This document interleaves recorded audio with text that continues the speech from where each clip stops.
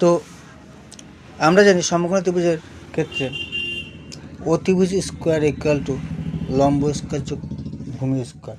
এখানে লম্ব x-4 বা x-2, ভূমি x-4 বা x-2 হবে। তো আমরা যদি অঙ্কটি x-4 whole square plus x-2 whole square equal to x square এই সূত্রে করি, তবে আমরা অঙ্কটি করতে পারবো 1 নম্বর প্রসেস। দ্বিতীয়টা আমরা অপশন থেকেও করতে পারবো। যদি আমরা অপশন থেকে করি, তবে আমরা প্রথমে যদি অপশন 10 ধরি, তার মানে এক্সের মান 10।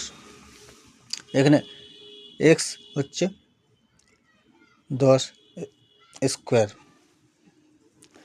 আর অন্যদিকে অপর দুটি বাহু হচ্ছে 10 - 4 স্কোয়ার, 10 - 2 স্কোয়ার।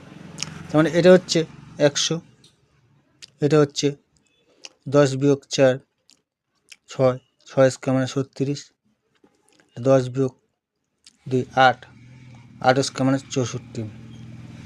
যদি আমরা দেখি 36 যোগ 64 সমান সমান 100, মানে এটা স্কোয়ার যোগ এটা স্কোয়ার সমান সমান 100, আর এদিকে 10 স্কোয়ার ইকুয়াল টু 100। তো এটা মিলে যাচ্ছে। তাহলে সমকোণী ত্রিভুজের লম্ব স্কোয়ার যোগ ভূমি স্কোয়ার ইকুয়াল টু অতিভুজ স্কোয়ার সূত্রটি এখানে খাটছে, মানে স্যাটিসফাই করছে। সেই হিসাবে অপশন এ হবে অ্যান্সার। আর অপর দিকে আমরা যদি করি, এরকম হবে x-4 whole square plus x-2 whole square equal to x square. যদি আমরা এটাকে ভাঙাই, তো আমরা এরকম পাবো a² - 2b plus b square, a² - 2b plus b square equal to x square. এখানে আমরা x স্কোয়ার কাটাকাটি গেল, বা এখান থেকে x² - 12x plus 20 equal to 0। এটাকে যদি আমরা উৎপাদকে বিশ্লেষণ করি, তো -10x - 2x হবে, কারণ দুটোর গুণফল হচ্ছে প্লাস 20x স্কোয়ার, আর যোগফল হচ্ছে -12x, এখানে -12x আছে।